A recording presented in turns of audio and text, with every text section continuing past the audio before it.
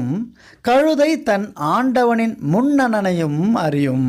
அப்படியென்றால் ஆடுகள் தன் எஜமானனை அறிய வேண்டும், விசுவாசிகள் தன் மேய்ப்பனை அறிய வேண்டும் என்பதை இங்கே தெளிவாக கவனிக்கலாம். யோவான் 10:13 கூலியால் கூலிக்காக வேலை செய்கிறவனாகையால் ஓடி போகிறான், ஆடுகளுக்காக அவன் கவலைப்படான். நானே நல்ல மேய்ப்பன், பிதா என்னை அறிந்திருக்கிறது போலவும் நான் பிதாவை அறிந்திருக்கிறது போலவும் நான் என்னுடையவைகளை அறிந்தும் என்னுடையவைகளால் அறியப்பட்டும் இருக்கிறேன்.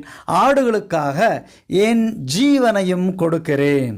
காலம் கடைசியாக இருக்கிறபடியால் அவருடைய நாமத்தை பேசுவான், அவருடைய கிரியைகள் இருக்காது.